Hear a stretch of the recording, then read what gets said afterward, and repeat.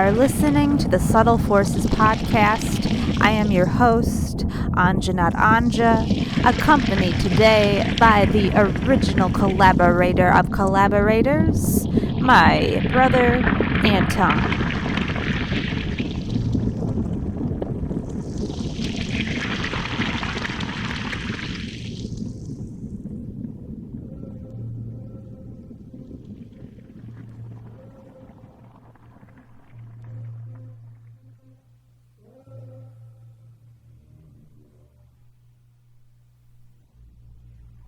You know, I woke up and nobody gave me a blue ribbon. Nobody gave me a gold medallion or an Oscar or just even a participatory prize. A participatory prize. And I was feeling like I deserved more, you know? I'm so good. I'm so good, and I deserve to be recognized. Even in the mirror, I don't even recognize myself. I'm like, who is that with dark circles under their eyes? Oh my gosh. No, I've been spending too much time keeping to the shadows of other people. Keeping to the shadows of other trees and buildings, not letting the sunlight recognize me. And so I decided to buy myself an award. Yes, I saw you could buy yourself a certificate of amazingness. So I ordered one in the mail. And then it comes along with an award ceremony. But you have to drive an hour to get there. And there's all sorts of people from all over the state who are also feeling low in esteem. And you all sit there in a club. And then they tell you before they give out the awards that they need people to run different factions of the committee. They need someone to be in charge of development, someone to find the money for the awards. And then they also need someone else to build membership, to find more people who want to get ribbons. And then they have the whole, well, you can join the board. You can hire the next executive director of people needing just little prizes. You know, you get a little prize in the mail sometimes. But first you have to go to this meeting, and then after the meeting there's this award ceremony that you paid for so that you can hear your name finally uttered as doing a good job of living a good life for no particular reason. You should just get an award. But then it turns out that only 8 of you out of the room of 200, only 8 of you are going to get the award. You paid $80 to get an award, you thought, and then only 8 out of 200 people are going to get the award. So you get excited because this kind of ups the stakes, and you're really going to appreciate getting this award. But then they go through all the 4 honorable mentions and the 3 winners, and you're not even one of them. You just drove an hour, maybe 2 hours, maybe 3 hours to get your award for no reason that you don't need an award, but you know you need an award, and you don't get it. Your reward is just buying the membership and driving. And then worst of all, one of the people who didn't get the award sees you, and this is someone you know who also came as far as you. They see you, they walk up to you, and it's like they can smell your greatest fear, and they look you in the eye and they ask, "What are you doing here?" And you get defensive. You say, "Well, I thought I might get an award." And she shakes her head. "No, I'm supposed to get the award." And you drive home in the dark. Loser again. Lost in the money you spent to get a self-congratulations. And this is all very vague, but this is what happens every year.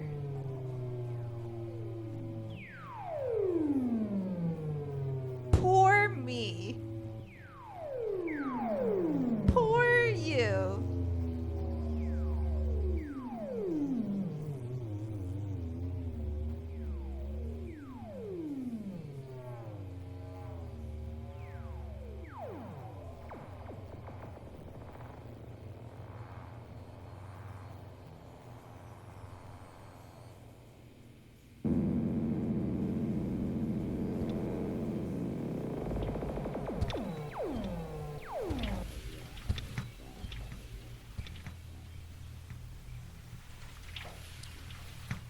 So yeah, I joined this organization that distributes prizes to people who feel they deserve prizes and aren't getting recognized in their daily life for whatever reason. But now there's like a whole new level of membership you can join for an additional one-time fee of $84. You can join their upper level, where you get a prize guaranteed mailed to you once a month that says you are exceptional, and it's copper inlaid with stainless steel filigrees and your name and the word exceptional mailed to you every month, so that you can have one as they come over time. You can have one everywhere you go, everywhere you want to put it. So you can have one in your kitchen, you can have one in your car, you can have one in your office. You can hand them out to people you want to impress. It says, "Anja is exceptional." So if you ever feel like someone's like not giving you enough respect, you can give them one of your awards just to show them how amazing you are. So I went in for this upper level, but one of the requirements, in addition to the fee, is you have to go to their registered tattoo parlor, and you have to get one of their predetermined tattoos on a visible place in your body. So that's either your hands or your face. If you tend to wear no-show socks and shorter pants, you could go for the ankle, but generally it's the hands or the face. And there's 3 tattoos to choose from. And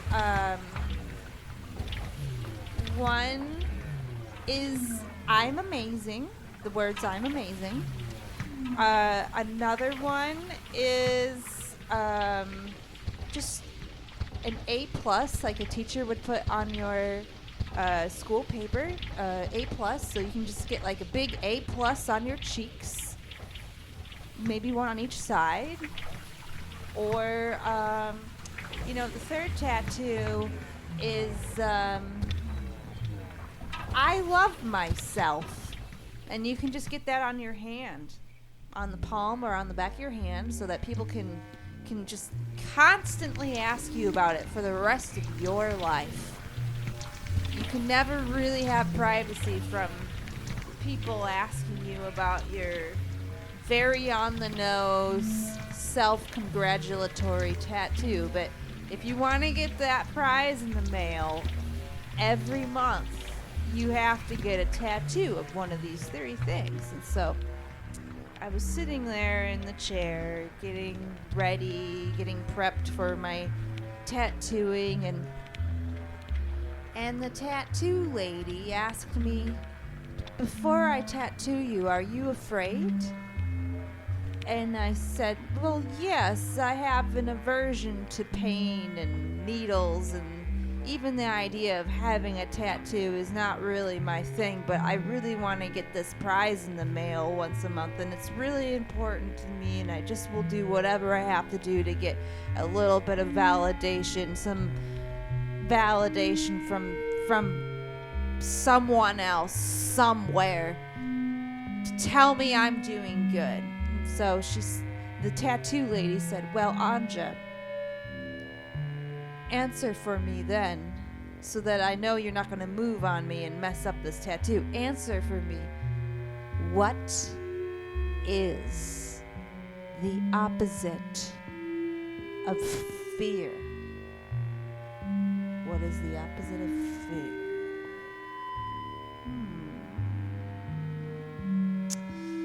I looked to my friends. I had 2 friends with me. And they were also thinking about the answer to this question. And while I feel like I've seen billboards and bumper stickers that say the opposite of fear is love, I wanted to come up with a more authentic answer that reflects my automatic instinct. So I said, I think the opposite of fear is passion. And my friend Doma was with me, and she looked at me like I was crazy. And she said, "No, really? I thought it was compassion." And that did not make sense to me. How is helping other people the opposite of fear? But then my friend Emma, she got in there and she said, the opposite of fear is curiosity. And I also didn't think that was quite the case, because there's been many times where I've been afraid I have some rare disease that I just heard about someone describing, and so then I decide to get out my phone and research it, and the more I research it, the more I think I have whatever rare disease that only affects men or the elderly, and I'm researching and researching, like, yes, I think I have that symptom. Yes, I think I have that symptom. And you can be researching all night and getting more and more afraid. So I said, no, I don't think it's curiosity. But the more I think about it, the more right I think my friends are. I do think when you're helping someone else, you're not freaking out about your own situation as much. You're focused on them. And I think when you're genuinely curious about something and not looking into it to deepen your own spiral cycle of terror, you can be totally distracted from paranoia. But for me, the automatic answer is passion, where you just throw yourself into the act of doing, of creating, of zonking out with the crickets as they sing their crepuscular song.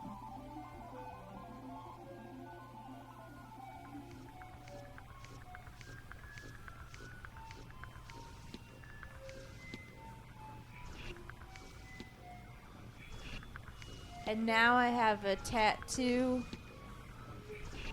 of an A+ on my left cheek, a larger A++ on my right cheek, and 72. Anja is exceptional placards in my car right now, ready for distribution to all people who give me even the slightest bit of side eye in traffic for driving the speed limit. I just roll down my window and I toss one of my awards at them. Don't you know I can go the speed limit because I am exceptional?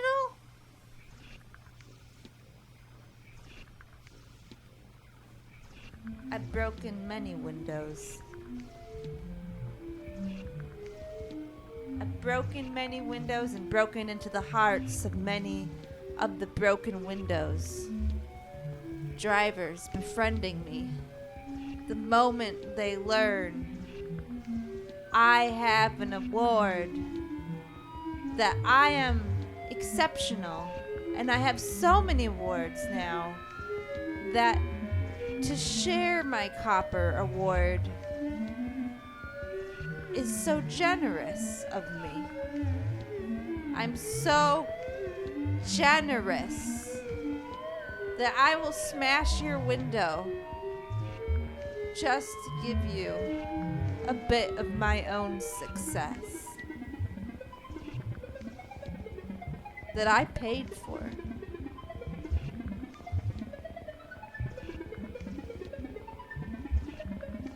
I have the membership.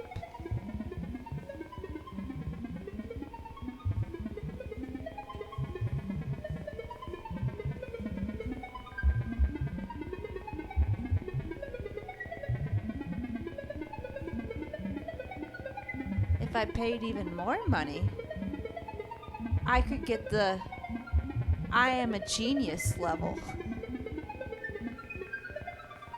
where they will send you a one-time only marble statue of yourself that says, I am a genius. And it's the perfect size for front yards.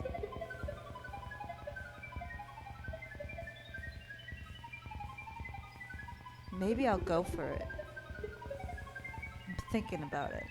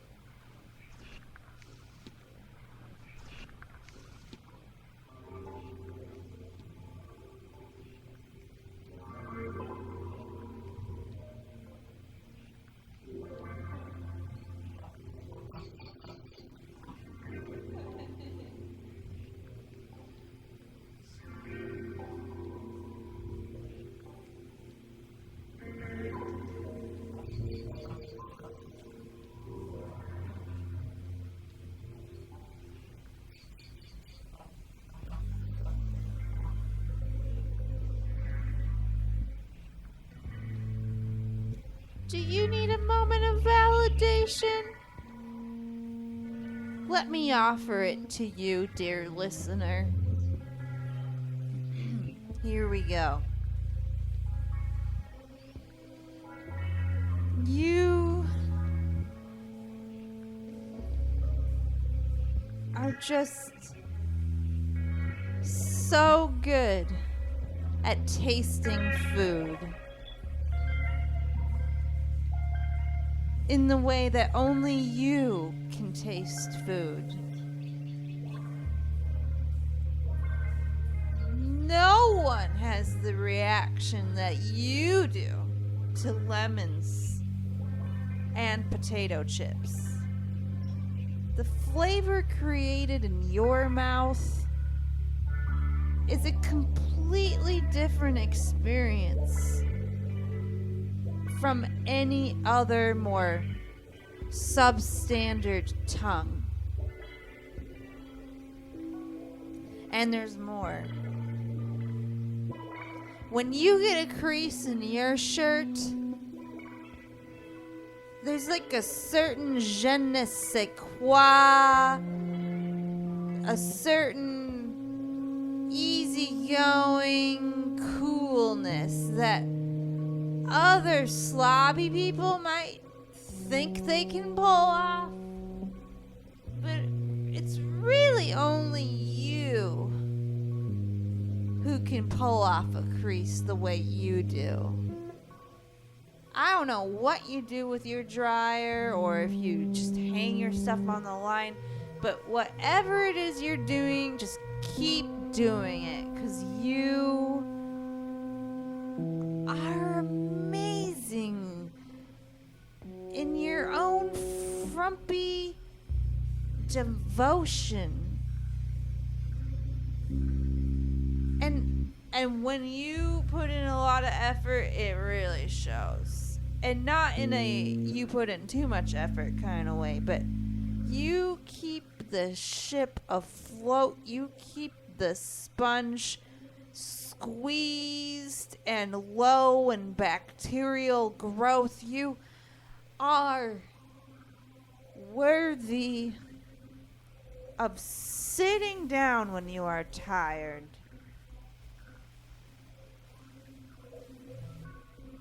That fly that likes to zoom into your ear and around your head, that is no coincidence.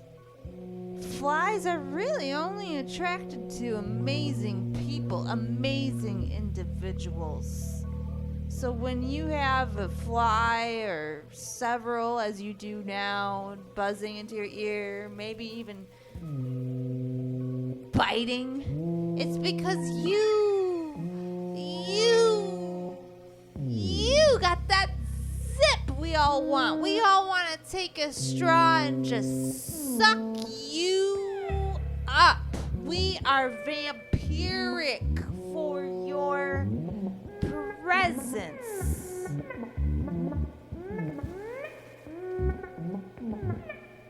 And when you step on gum on the sidewalk, you do it with grace. When you sleep, your pillow is lucky. Your pillow longs for you all day long. The moment your head leaves its compressing comfort, your pillow has seen your thoughts and knows they are amazing.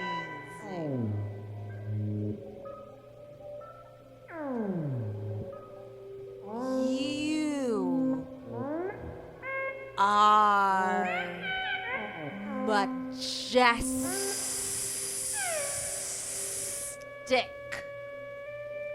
magical,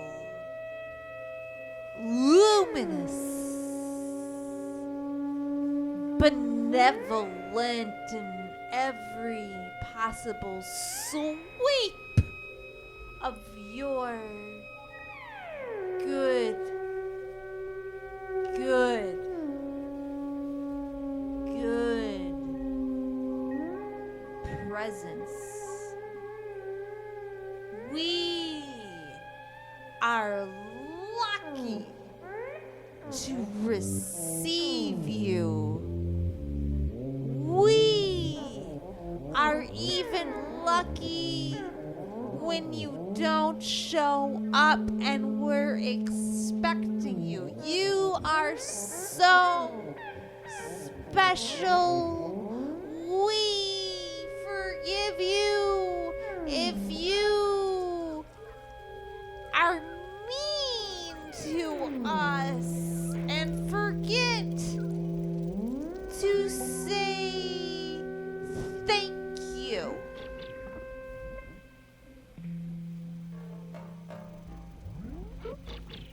You never need to say thank you. My older brother would like to remind that last part is not true. He's not done hurting me to a better path so that one day when I'm grown and in the world, I create more help than harm.